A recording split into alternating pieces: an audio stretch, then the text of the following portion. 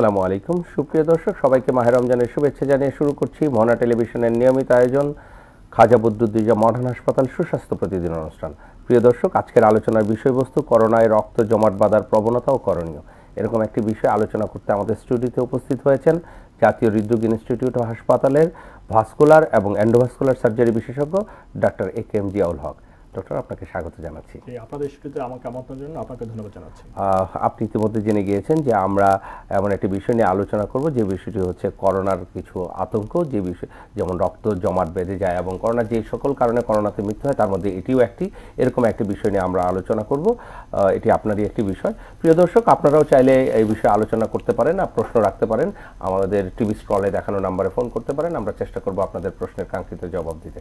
চলুন তাহলে আমরা আমাদের মূল আলোচনায় ফিরে যাই। ডক্টর, আপনি জানেন যে করোনা মহামারী কেমন অবস্থায় আছে। আমরা এখন ফেসবুক খুললে, পত্রিকার পাতা দেখলে চারপাশে এবং বিভিন্ন জন থেকে দেখছি বা শুনছি যে মানুষের মৃত্যুর খবর চারপাশে ছড়িয়ে যাচ্ছে। এবং এই যে এরকম একটা অবস্থায় আমাদের গণপ্রজাতন্ত্রী বাংলাদেশ সরকার ইতিমধ্যে রাষ্ট্রীয়ভাবে লকডাউন ঘোষণা করেছেন। এই অবস্থায় আপনার কাছ থেকে আমি জানতে চাচ্ছি আমাদের বাংলাদেশের বর্তমান করোনা পরিস্থিতির অবস্থাটা কি? জি, ধন্যবাদ। আসলে আপনি যেমনটা বলেছেন যে আসলে সরকার বাধ্য হয়েছেন যে লকডাউন ঘোষণা করতে। করোনা মহামারী সেকেন্ড ওয়েভ এখন চলছে এই মার্চ মাস থেকে। যেমনটা গত বছর 2020 সালের মার্চ মাসে করোনার প্রথম শনাক্ত হলো বাংলাদেশে, তারপর থেকে আজ পর্যন্ত প্রায় 10,000-এর অধিক মানুষ করোনায় মৃত্যুবরণ করেছেন। এটি কিন্তু অনেক বড় একটি সংখ্যা। আবার প্রায় 7 লক্ষের অধিক মানুষ করোনা পজিটিভ হয়েছেন। আমরা যদি দেখি সারা বিশ্বের দিকে তাকাই, যেমন করোনা অতিমারি হিসেবে সারা বিশ্বে এটি ছড়িয়ে গেছে। প্রায় 14 কোটি মানুষ করোনা পজিটিভ হয়েছেন এবং মানে অনেক পাশ্চাত্য বিশ্ব, উন্নত বিশ্ব, যেমন যুক্তরাষ্ট্রে সবচেয়ে মৃত্যুর হার অনেক বেশি। সারা বিশ্বে মৃত্যুর হার প্রায় 29 লক্ষের মতো। এটি কিন্তু সারা বিশ্ব খুব নিকট অতীতে এত মৃত্যু দেখেনি। তাহলে এই যে স্বাস্থ্যবিধিগুলো রয়েছে, নিয়মকানুনগুলো রয়েছে, এগুলো যদি আসলে আমরা মেনে চলতে পারি তাহলে আসলে এটিকে নিয়ন্ত্রণ করার সুযোগ আমাদের কাছে ছিল। কিন্তু দেখা যায় আসলে সচেতনতার অভাবে সেই সুযোগটা আমরা হারিয়েছি। ফলে সরকার আসলে বাধ্য হয়েছেন দ্বিতীয় লকডাউন ঘোষণা করতে। আবার একই সাথে আমাদের যে নতুন যে ভেরিয়েন্টটি ছিল, নতুন একটি ভেরিয়েন্ট এখন আমাদের মাঝে চলে এসেছে, বলা হচ্ছে যে আফ্রিকান ভেরিয়েন্ট। তো তরুণরা কিন্তু এখন অনেক বেশি আক্রান্ত হচ্ছেন। যে তরুণদের মধ্যে আমরা প্রথম ভেরিয়েন্টের ক্ষেত্রে দেখেছি যে বয়স্ক মানুষরা বেশি আক্রান্ত হচ্ছিলেন, যাদের মধ্যে ডায়াবেটিস, উচ্চ রক্তচাপ, শ্বাসকষ্ট সব বিভিন্ন ধরনের কোমরবিডিটি ছিল, তাদের মধ্যে আসলে সংক্রমণের হার বেশি ছিল, তাদের মধ্যে মৃত্যুর হারটি বেশি ছিল। নতুন যে ভেরিয়েন্টগুলো আসছে, এখন আফ্রিকান ভেরিয়েন্ট আসছে, আবার ব্রাজিল ভেরিয়েন্টের কথাও আমরা শুনতে পাচ্ছি। এখানে কিন্তু তরুণরা কিন্তু অনেক বেশি সংখ্যা আক্রান্ত হচ্ছেন এবং তাদের মধ্যে শ্বাসকষ্টের লক্ষণগুলো দেখা যাচ্ছে, করোনার মাঝারি এবং তীব্র সংক্রমণের লক্ষণগুলো দেখা যাচ্ছে। তারা হসপিটালে বেশি ভর্তি হচ্ছেন, তাদের মধ্যে মৃত্যুর হারটি কিন্তু আসলে বাড়ছে। তাহলে আমার কাছে মনে হয় যে আসলে আমাদের সবার আরও বেশি সচেতন হওয়া প্রয়োজন। আপনি খুব চমৎকারভাবে আমাদেরকে বলেছেন যে করোনার বর্তমান অবস্থা সম্পর্কে তুলে ধরেছেন এবং সেই বিষয়ে আমাদেরকে যে সতর্কতা অবলম্বন করা প্রয়োজন সেই বিষয়ে আপনি আমাদেরকে ইতিমধ্যে নির্দেশনা প্রদান করলেন। আপনার কাছ থেকে আমি যে বিষয়ে জানবো, এই যে করোনার কারণে আপনি বলছেন যে করোনার কারণে মানুষ মৃত্যুবরণ করে, তার অনেকগুলি কারণ রয়েছে। তার মধ্যে একটি বলেছেন যে রক্ত জমাট বাঁধার যে প্রবণতা রয়েছে। আসলে করোনার কারণে যখন রক্ত জমাট বাঁধে, এটা শরীরে কোথায় কোথায় জমাট বাঁধে? ধন্যবাদ। আসলে অনেকেই এই বিষয়ে আমাদের কাছে জানতে চান যে করোনা আসলে কোথায় কোথায় আমাদের রক্ত জমাট বাঁধছে। আপনি জানেন যে আমাদের সারা শরীরে রক্তনালী জালের মতো ছড়িয়ে আছে। শরীরের এমন কোনো অঙ্গ প্রত্যঙ্গ নেই যেখানে আসলে রক্তনালী নেই। কাজে যেখানে রক্তনালী রয়েছে সেখানেই রক্ত জমাট বেঁধে সমস্যার সৃষ্টি হতে পারে। তবে করোনায় মূলত মানুষ প্রথমত যে কারণে মারা যাচ্ছে, যে ফুসফুসে সংক্রমণ হচ্ছে, সেটাকে আমরা নিউমোনিয়া বলছি, ARDS বলছি। তারপরে যে বিষয়টি আসে সেটি হলো শরীরের বিভিন্ন স্থানে গুরুত্বপূর্ণ অঙ্গ প্রত্যঙ্গতে রক্ত জমাট বেঁধে যাচ্ছে এবং তার ফলশ্রুতিতে রোগটি আরও জটিল পর্যায়ে চলে যাচ্ছে এবং রোগীরা মৃত্যুবরণ করছেন। তো আমাদের গুরুত্বপূর্ণ অঙ্গ প্রত্যঙ্গের মধ্যে রয়েছে যে আমাদের ব্রেইন, আমাদের হার্ট, আমাদের ফুসফুস, পা, হাত এবং হচ্ছে শরীরের ইন্টেস্টাইন কিংবা কিডনি, এরকম গুরুত্বপূর্ণ অঙ্গগুলো। যেমন ব্রেনে যখন রক্তনালী ব্লক হচ্ছে তখন আমরা তাকে বলছি যে ব্রেন স্ট্রোক। হার্টে যখন রক্তনালী ব্লক হচ্ছে তখন আমরা বলছি যে হার্ট অ্যাটাক। কিংবা পায়ে যখন শিরা ব্লক হচ্ছে আমরা তখন বলছি ডিপ ভেন থ্রম্বোসিস। আবার পায়ের আর্টারি যখন ব্লক হচ্ছে তখন আমরা বলছি লিম্ব ইসকেমিয়া। আবার কিডনি রক্তনালী ব্লক হয়ে কিডনি কিন্তু রেনাল শাটডাউন হচ্ছে। এভাবে ফুসফুসে যখন রক্তনালীতে জমাট রক্ত ছুটে গিয়ে আটকে দিচ্ছে তখন তাকে আমরা বলছি পালমোনারি এম্বোলিজম। এভাবে শরীরে আসলে যত গুরুত্বপূর্ণ অর্গান আছে সবগুলোতে আসলে রক্ত জমাট বেঁধে রক্তনালী ব্লক হতে পারে। খুব চমৎকারভাবে আপনি আমাদেরকে তুলে ধরেছেন যে শরীরে বিভিন্ন জায়গায় একদম মস্তিষ্ক, হৃৎপিণ্ড থেকে শুরু করে নিয়ে হাতে পায়ে বিভিন্ন জায়গায় আসলে এই রক্ত জমাট বাঁধতে পারে। তো এই যে রক্ত জমাট বাঁধার পেছনে কি কোনো কারণ কি আপনারা ইতিমধ্যে আবিষ্কার করতে পেরেছেন যে কি কারণে রক্ত জমাট বাঁধছে?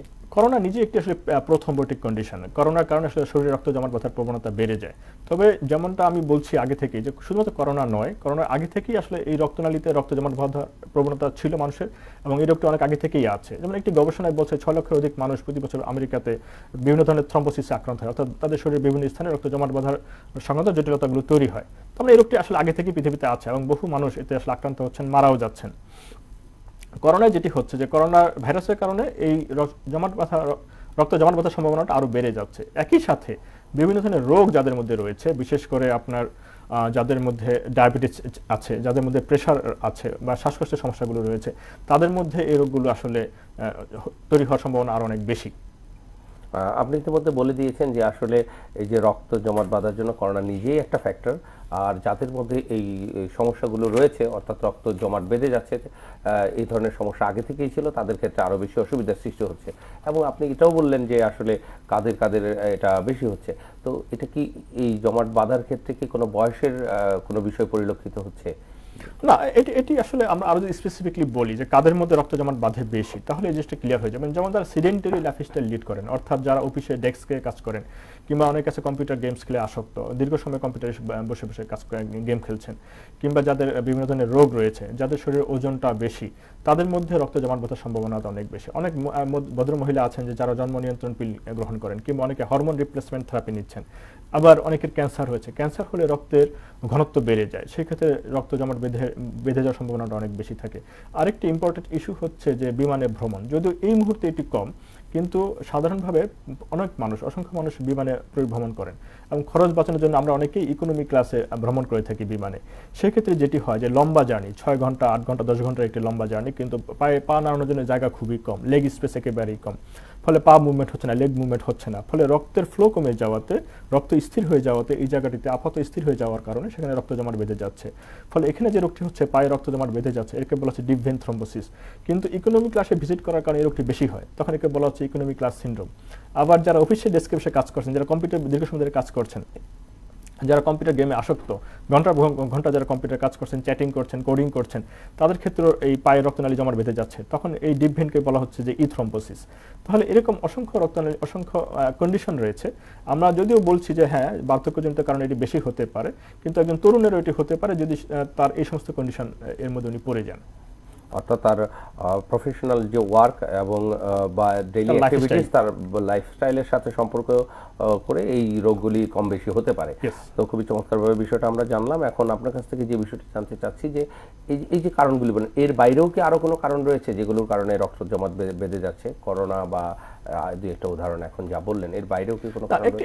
এটা তো আসলে যেটা হলো কন্ডিশন যে কাদের মধ্যে এগুলো হচ্ছে, কিন্তু কেন হচ্ছে এটা যদি আমরা বলি, যেমন একটি হচ্ছে যে হাইপার ভিসকোসিটি, অর্থাৎ যদি আপনার শরীরের মধ্যে যে রক্ত রয়েছে, রক্তের যদি ঘনত্ব বেড়ে যায়, অর্থাৎ একজন মানুষের যে পরিমাণ পানি পান করার প্রয়োজন, যদি তার চেয়ে কম পানি পান করেন, তাহলে তার মধ্যে সমস্যাটি, ডিহাইড্রেশনের কারণে সমস্যাটি হতে পারে। ক্যান্সারের কথা একটু আগে বলেছি, বা বিভিন্ন প্রথমবর্তী কন্ডিশন রয়েছে যেখানে রক্তের ঘনত্ব বেড়ে যায়। আবার রয়েছে রক্তনালীতে ইনজুরি, ব্লাড ভেসেলের ইনজুরি। এখানে যদি রক্তনালীর যে লাইনিং রয়েছে, ভিতরে যে সেল রয়েছে, কোষ রয়েছে, সেটি যদি ইনজুরি হয়, তাহলেও রক্ত জমাট বেঁধে যেতে পারে। এবং করোনার ক্ষেত্রে কিন্তু এই জিনিসটি ঘটছে। করোনা আসলে কেন রক্ত জমাট বেঁধে যাচ্ছে, এই প্রশ্নটি অনেকেই আমাদের কাছে করেন, আমাদের কাছে জানতে চান। তো সেখানে এই বিষয়টি চলে আসে যে করোনা ভাইরাসের প্রভাবে যে প্রদাহ সৃষ্টি হয়, তাতে রক্তনালীর ভিতরের দেওয়ালটি ইনজুরি হয়। তখন আমাদের শরীরে যে রোগ প্রতিরোধ ক্ষমতা রয়েছে, হিলিং সিস্টেম রয়েছে, তখন সেটি অ্যাক্টিভেট হয়। এটি এই রক্তনালী ক্ষতকে সারানোর জন্য সেখানে আসলে বিভিন্ন ধরনের কেমিক্যালস নিয়ে আসে, ফাইবার নিয়ে আসে, এবং নিয়ে আসে হচ্ছে রক্তের বিভিন্ন ধরনের কণিকা বা অনুচক্রিকা বলি, আমরা প্লেটলেট বলি, এগুলো এসে রক্তের সেই রক্তনালী সেই দেওয়ালটিকে তারা হিল করার চেষ্টা করেন। কিন্তু একটি পর্যায়ে এই করোনা কন্ডিশনের কারণে দেখা যাচ্ছে যে সেই জায়গাটিতে রক্ত জমাট বেঁধে যাচ্ছে, এবং কখনো কখনো আংশিক, কখনো কখনো পরিপূর্ণভাবে সেই রক্তনালীটি ব্লক হয়ে যাচ্ছে। আংশিক ব্লক হলে আমরা হয়তো সেভাবে লক্ষণটি বুঝতে পারছি না, কিন্তু যদি সম্পূর্ণভাবে রক্তনালী ব্লক হয়ে যায়, রক্ত জমাট বেঁধে, তখন কিন্তু আসলে আমরা দেখতে পাচ্ছি যে সেই অঙ্গের উপর নির্ভর করে সেই অঙ্গের যে লক্ষণগুলো, সেই রোগগুলো প্রকাশ পেয়ে যায়। খুবই চমৎকারভাবে আপনি আমাদেরকে বুঝিয়ে বলেছেন যে আসলে করোনা ছাড়াও অন্যান্য কিছু কারণ রয়েছে যেগুলোর কারণে শরীরের বিভিন্ন জায়গায় রক্ত জমাট বাঁধতে পারে। এখন এই যে রক্ত জমাট বেঁধে গিয়েছে অথবা বাঁধতে পারে, এই বিষয়ে কি আমরা কি কোনো পরীক্ষা নিরীক্ষার মাধ্যমে বুঝতে পারি যে শরীরে রক্ত জমাট বাঁধার সম্ভাবনা রয়েছে অথবা হয়ে গিয়েছে? এই বিষয়টা আমাদের জি অবশ্যই, এটি তো আসলে খুব কমন একটি প্রশ্ন এবং অনেকেই এটি জানতে চান আমাদের কাছে যে আসলে রক্ত জমাট বেঁধে যাবে কিনা, এটা আমি যে কিভাবে বুঝবো, কিংবা রক্ত জমাট বেঁধে গিয়েছে কিনা কিভাবে বুঝবো। তো আসলে আমাদের কাছে রোগীরা যখন আসেন তখন আমরা প্রথমে রোগীর লক্ষণগুলো শুনি, তার রোগের বিবরণটা শুনি, আসলে তিনি কি সমস্যায় অনুভব করছেন এটি আসলে আমরা আগে জেনে নিতে চাই। তারপরে আসলে আমরা কেমিক্যালস বিভিন্ন মানে রক্ত পরীক্ষা ল্যাবরেটরি এক্সামিনেশন যেটা আছে সেটা আমরা তারপরে দেই। তো যখন আমাদের কাছে রোগীর লক্ষণগুলো নিয়ে আসেন, বিভিন্ন রকমের লক্ষণ তারা আমাদের কাছে উপস্থাপন করেন। যেমন আমরা বলছি যে করোনায় আমাদের শরীরের বিভিন্ন জায়গায় গুরুত্বপূর্ণ অঙ্গে রক্তনালী ব্লক হতে পারে। যদি ব্রেনে রক্তনালী ব্লক হয় আমরা বলছি এটাকে ব্রেন স্ট্রোক বলি। তো ব্রেন স্ট্রোকের যে লক্ষণগুলো রয়েছে, যে রোগী তার জ্ঞান হারাতে পারেন, তার হাত বা পা দুর্বল হয়ে যেতে পারে, শরীরে একটি সাইড অবশ হয়ে যেতে পারে, এগুলো যখন বলেন রোগীরা তখন আমরা চিন্তা করি যে এটা রক্ত জমাট বাঁধার একটি কারণ হতে পারে বা এর কারণ এটি হতে পারে। আবার হার্টের রক্তনালী যখন ব্লক হয় তখন কিন্তু মানে বুকে তীব্র ব্যথা হবে, রোগীর শ্বাসকষ্ট হবে। তা এরপরে পায়ের রক্তনালী যখন ব্লক হয় তখন পায়ের আর্টারি যদি ব্লক হয়, ধমনী যদি ব্লক হয় তখন তাকে আমরা বলছি একুট লিম্ফ ইসকেমিয়া, এবং এই ক্ষেত্রে পায়ে তীব্র ব্যথা হয়, রোগী পা নাড়াতে পারে না, রোগীর পায়ের বোধ কমে আসে, এবং খুব অল্প সময়ের মধ্যে এই জমাট বাঁধা রক্তনালীকে যদি দূর করা না হয়, এই জমাট বাঁধা রক্তকে ছুটানো না হয়, তাহলে কিন্তু পা নষ্ট হয়ে যেতে পারে, চিরতরে রোগী পঙ্গু হয়ে যেতে পারেন।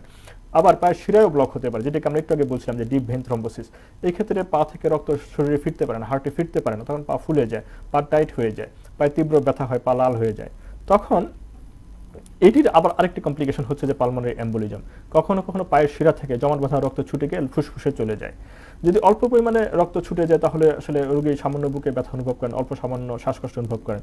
কিন্তু বেশি পরিমাণে রক্ত বা জমাট বাঁধা রক্ত দিয়ে ছুটে গিয়ে ফুসফুসের সম্পূর্ণ রক্তনালী, সকল রক্তনালীকে ব্লক করে ফেলে, তাহলে রোগীর ওই মুহূর্তে তীব্র বুকে ব্যথা অনুভব করেন, তীব্র শ্বাসকষ্ট অনুভব করেন, এবং উইদিন মিনিট পেশেন্ট মৃত্যুবরণ করেন।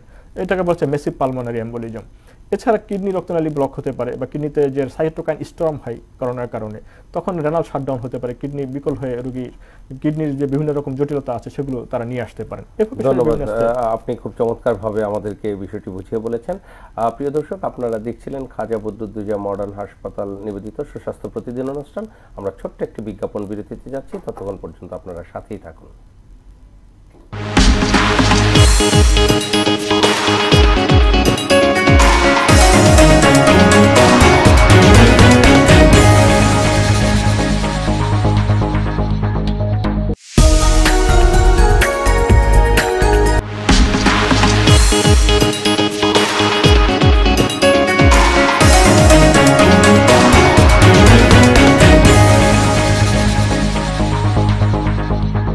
দর্শক, বিজ্ঞাপন বিরতি শেষে আমরা ফিরছি খাজা বদরুদ্দোজা মডার্ন হাসপাতাল সুস্বাস্থ্য প্রতিদিন অনুষ্ঠানে। চলুন তাহলে আমরা আমাদের আলোচকের সাথে আলোচনা করছি। ডক্টর, আপনি আমরা বিজ্ঞাপন বিরতির পূর্বে যে বিষয় নিয়ে আলোচনা করছিলাম যে আসলে এটাকে কিভাবে কোনো পরীক্ষা নিরীক্ষার মাধ্যমে কিভাবে নির্ণয় করা যায় যে শরীরে রক্ত জমাট বেঁধেছে কিনা। আসলে এই যে রক্ত জমাট বেঁধেছে এই বিষয়টা পরীক্ষা নিরীক্ষা করার পর আপনি যখন নিশ্চিত হলেন যে শরীরে রক্ত জমাট বেঁধেছে, চিকিৎসাটা কি এই সম্পর্কে আপনি আমাদেরকে এখন একটু বলবেন। না, চিকিৎসা যাওয়ার বিষয়টা আগেই আমি একটু ছোট বিষয় বাদ পড়ে গেছি, আমার মনে হয় যে একটু দর্শকদের জন্য এই বিষয়টি আমার একটু শেয়ার করা প্রয়োজন। সেটি হচ্ছে যে আসলে আমরা যে রোগীর লক্ষণগুলো দেখলাম, তারপরে আসলে কিছু ল্যাবরেটরি ইনভেস্টিগেশন আমরা দেই, করোনা রোগীর জন্য হোক কিংবা যাদের নন কোভিড, যারা করোনা আক্রান্ত নন, তাদের জন্য এই পরীক্ষা নিরীক্ষাগুলো করা খুব প্রয়োজন।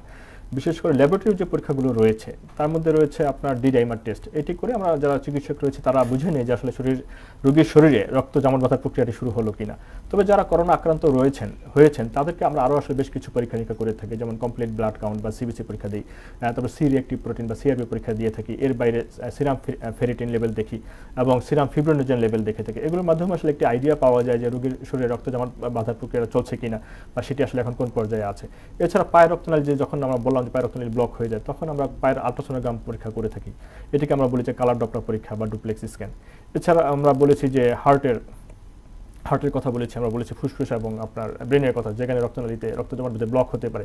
এই সমস্ত ক্ষেত্রে কিন্তু আমরা আসলে এনজিওগ্রাম পরীক্ষাটি করতে পারি, ভ্যানোগ্রাম পরীক্ষাটি করতে পারি, এবং তখন কিন্তু আসলে আমরা বুঝে নিতে পারবো যে আসলে রক্তনালী কোথায় ব্লক হয়েছে। এরপর যে বিষয়টা আপনি বললেন, যে প্রশ্নটি করলেন, যে আসলে আজকে যে মূল প্রশ্ন যে আপনি করলেন, আসলে চিকিৎসাটি কিভাবে হবে। চিকিৎসা ডেফিনেটলি খুবই চমৎকার বলেছেন যে আসলে ইনভেস্টিগেশনটা জানা জরুরি, যে কি ধরনের ইনভেস্টিগেশনের মাধ্যমে আসলে আপনি রোগীদেরকে কনফার্ম করবেন যে তাদের রক্ত জমাট বেঁধেছে। তো এনিওয়ে, আমরা এখন এখন যে বিষয়টা নিয়ে কথা বলতে চাই যে এই যে রক্ত জমাট বাঁধার এই ক্ষেত্রে আপনি একজন বিশেষজ্ঞ চিকিৎসক হিসেবে আপনারা কি পরামর্শ দিয়ে থাকেন?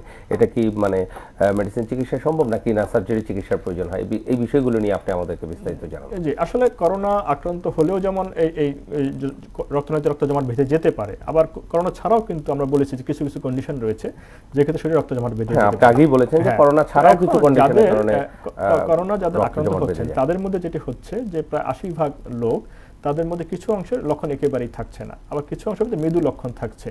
তো যারা মৃদু লক্ষণ আছে যেমন জ্বর, কাশি, গলা ব্যথা কিংবা loss of smell and taste, এই লক্ষণগুলো যাদের মধ্যে প্রকাশ পাচ্ছে তাদেরকে কিন্তু চিকিৎসকরা বলছেন যে আপনারা ঘরে বসে চিকিৎসা নেবেন, কিন্তু স্টে হোম স্টে সেফ, এবং কিছু মেডিকেশন তাদেরকে দিয়ে দিচ্ছেন। এই মধ্যে একটি ওষুধ থাকে রক্ত পাতলা করার ওষুধ। আমরা একটা রক্ত পাতলা করার ওষুধ, একে রিভারক্সাবান নামে অভিহিত। এটি যদি খান তাহলে রোগীর মধ্যে রক্ত জমাট বেঁধে যাওয়ার প্রবণতা অনেকাংশে কমে আসে। অর্থাৎ আপনি যে রোগীগুলিকে বাসায় আইসোলেশনে রেখে চিকিৎসার কথা বলছেন তাদের ক্ষেত্রে বলছেন যে আইসোলেশনের পাশাপাশি আপনারা এই ওষুধটা আপনারা প্রয়োগ করে থাকেন। জি জি জি। আবার যাদেরকে হসপিটালে ভর্তি করতে হচ্ছে, অর্থাৎ যাদের মধ্যে শ্বাসকষ্ট হচ্ছে, মাঝারি থেকে তীব্র লক্ষণ দেখা যাচ্ছে, সংক্রমণের লক্ষণ দেখা যাচ্ছে, তাদেরকে হসপিটালে ভর্তি রেখে চিকিৎসা দিতে হচ্ছে। তাদেরকে ওয়ার্ডে বা কেবিনে থাকছেন, কেউ আইসিইউতে যাচ্ছেন। সেই ক্ষেত্রে তাদের যেন ভবিষ্যতে রক্ত জমাট না বেঁধে যায়, এই জন্য রক্ত জমাট বাঁধা প্রতিরোধ করার জন্য আসলে কিছু ইনজেকশন দেওয়া হয়, রক্ত তরল করার কিছু ওষুধ দেওয়া হয়। এটি অ্যানোক্সাপানিন নামে পরিচিত। এটি আরও অন্যান্য অনেক ধরনের ওষুধ রয়েছে, এখন আপাতত অ্যানোক্সাপানিনটি দেওয়া হচ্ছে।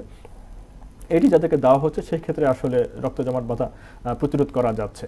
আবার কিছু প্রোফাইলেকটিক মেজার রয়েছে, কিছু প্রিভেন্টিভ মেজার্স রয়েছে, অর্থাৎ যারা করোনা আক্রান্ত হয়েছেন কিন্তু এখন রক্ত জমাট বাঁধেনি, তাদের ক্ষেত্রেও কিন্তু ওই যে কিছু কম্প্রেশন ডিভাইস রয়েছে বা কম্প্রেশন স্টকিং রয়েছে যেগুলো তাদেরকে দেওয়া হয়। অর্থাৎ এগুলো যদি ব্যবহার করা হয় তাহলে তাদের শরীরে রক্ত জমাট বাঁধার প্রবণতা কমে আসে, এবং এটি আসলে তাদের চিকিৎসার একটি অংশ। ধন্যবাদ, আপনি বিষয়টি আমাদেরকে খুব সুন্দর করে বুঝিয়ে বলেছেন। তো আমার কথা হচ্ছে যে এই যে দর্শকরা যে আপনার প্রোগ্রামটা দেখলেন যে করোনার মধ্যে রক্ত জমাট বাঁধার একটা প্রবণতা রয়েছে এবং এটা চিকিৎসা সম্পর্কেও আপনি জানলেন, কিন্তু এটা থেকে আসলে প্রিভেনশন করার উপায়টা কি? এটা থেকে বেঁচে থাকার উপায়টা কি? বেঁচে থাকার উপায় করোনার জন্য হয়তো করোনা প্রতিরোধ করতে পারার জন্য যে স্বাস্থ্যবিধি মেনে চলা সেটা, আর অন্যান্য ক্ষেত্রে এর জন্য আপনার সাজেশন। জ্ঞানী ব্যক্তিরা যেটা বলেছেন আসলে প্রিভেনশন ইজ বেটার দেন কিউর। তাহলে প্রিভেনশন যদি করা যায় আসলে তাহলে সেটি হচ্ছে সবচেয়ে বেস্ট মেথড। তো এখন আমরা যদি কিছু সাধারণ সহজ নিয়মকানুন জেনে নেই, যে নিয়মকানুনগুলো আমরা যদি আমাদের প্রাত্যহিক জীবনে ফলো করি, তাহলেই আসলে শরীরে রক্ত জমাট বাঁধা আমরা প্রতিহত করতে পারি। পেশেন্ট হোক করোনা পজিটিভ, হোক করোনা নেগেটিভ, হোক সাধারণ সময়, তাতেও কিন্তু এই সাধারণ নিয়মকানুনগুলো যদি কেউ মেনে চলেন, লাইফস্টাইল যদি মেনে চলেন, তাহলে আসলে উনি তার জীবন থেকে যে তার শরীরে রক্ত জমাট বেঁধে যাওয়ার যে প্রবণতা উনি তাকে ঠেকাতে পারেন। তো প্রথম যে কথাটি বলা হয় যে মানুষকে আমরা বলি যে আপনারা সচল হন, সক্রিয় হন, আপনারা শুয়ে বসে না থেকে আপনার একটা সক্রিয় জীবনযাপন করুন, অর্থাৎ প্রতিদিন 30 থেকে 40 মিনিট বা 45 মিনিট হাঁটাহাঁটি করুন, হালকা ব্যায়াম করুন। আমরা বলি যে কখনোই আপনি বেশি সময় শুয়ে থাকবেন না, প্রতি ঘন্টায় কিছু সময়ের জন্য হলেও আপনি হাঁটাহাঁটি করুন, একেবারে বসে থাকবেন না। এরপরে যেটি রয়েছে যে অনেকে আছে ওবেসিটি বা ওজন বেশি, তাদের ক্ষেত্রে বলি যে আপনার শরীর ওজনটাকে নিয়ন্ত্রণ করুন। ওজন বেশি হলে শরীর রক্ত জমাট প্রবণতাটা বেড়ে যায়। এরপরে অনেকেই আছে, আমরা প্রথমে বলেছি যে ডিহাইড্রেশন অর্থাৎ পানি শূন্যতা, অনেকে পানি কম খান। তো আসলে প্রতিদিন পর্যাপ্ত পরিমাণে পানি সেবন করা উচিত। একজন পূর্ণবয়স্ক অ্যাডাল্ট পার্সনের জন্য আসলে 2 থেকে 3 লিটার পানি অবশ্যই পান করা উচিত। কিন্তু যারা কায়িক পরিশ্রম করেন, যারা আসলে যেমন রিক্সা চালান, শ্রমজীবী মানুষ, যাদের ঘাম বেশি হয়, তাদের কিন্তু আসলে 3 লিটারেরও বেশি পানি পান করার প্রয়োজন হতে পারে। এছাড়া অনেকের আছে যে বড় বড় অপারেশন হয়, যেমন হিপ জয়েন্ট সার্জারি, নি জয়েন্ট সার্জারি, কার্ডিয়াক সার্জারি, এরকম পেটের লিভারের অনেক বড় বড় সার্জারি আছে বা কিডনির সার্জারি। তো তাদেরকেও আসলে যেটা বলা হয়, আমরা চিকিৎসকরা পরামর্শ দিই যে তাদেরকে আর্লি মোবিলাইজ করার জন্য, অর্থাৎ আজকে অপারেশন হলো তাহলে কালকেই আসলে তাকে একটু বিছনায় বসানো, তাকে একটু হাঁটাহাঁটি করানোর উদ্যোগ নেওয়া, তাকে একটু বিছনায় বাইরে নিয়ে সেটা চেয়ারে বসানো, কিংবা যদি সেটাও সম্ভব না হয় তাহলে আসলে তাকে ফিজিওথেরাপি দেওয়া, কিংবা তার হাতের পায়ের পেসিভ মুভমেন্ট করানো, অর্থাৎ তাকেও একটি আসলে সচলতা, তাকে একটু সক্রিয় করার মতো অবস্থায় নিয়ে আসার জন্য আমরা বলি। আবার অনেক রোগী আছেন যে প্যারালাইসিস বা স্ট্রোক করে শয্যাশায়ী, তাদের ক্ষেত্রে আমরা বলি যে তাদের আত্মীয় স্বজন বা কেয়ার গিভার যারা রয়েছেন, তারা তাকে আসলে হ্যান্ড মুভমেন্ট বা লেগ মুভমেন্ট যেগুলো রয়েছে, হাতের পায়ের যে নাড়াচাড়া যে বিষয়গুলো, এগুলো তাদেরকে করাবেন, উঠে বসাবেন, বসে খাওয়াবেন, একটু তাদেরকে যেন মোবিলাইজ করা হয়, এই বিষয়টিকে আমরা খেয়াল রাখতে বলি।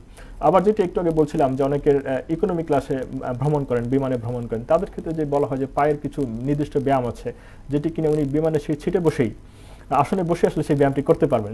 যেমন পায়ের যদি তালু যদি উঠানামা করেন, কিছু স্ট্রেচিং টাইপের স্ট্রেচিং করেন, তাহলেই কিন্তু আসলে সেই ক্ষেত্রে তার ক্ষেত্রে পায়ের যে একটা দীর্ঘ সময় যে আসলে বসে থাকা এটি হলো না, উনি একটু পানি বেশি করে খেলেন, একটু কিছুক্ষণ পর ওয়াশরুমে গেলেন, একটু হাঁটাহাঁটির মধ্যে করলেন, তাহলেই কিন্তু আসলে উনি রক্ত চলাচলের যে বিষয়টি থাকলো এটি ঠিক হয়ে গেল, ফলে রক্ত জমাট বাঁধার যে প্রবণতা ছিল, সম্ভাবনা ছিল, সেটি কিন্তু কেটে গেল।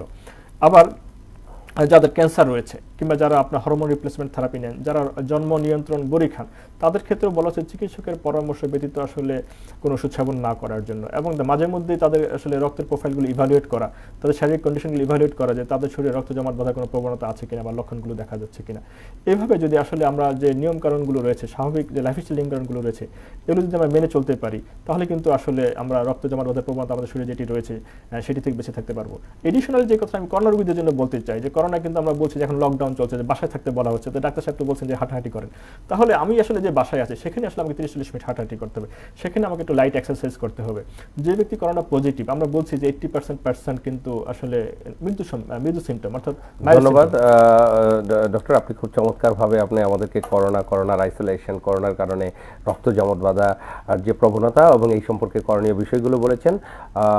ডক্টর জিয়াউল হক, আপনাকে আবারও ধন্যবাদ ভোনা টিভির পক্ষ থেকে এবং হাজাবুদ্দুজা মডার্ন হাসপাতালের পক্ষ থেকে। প্রিয় দর্শক, আপনারা আগামী পর্ব দেখার জন্য আমাদের সাথেই থাকুন, ভালো থাকুন, সুস্থ থাকুন।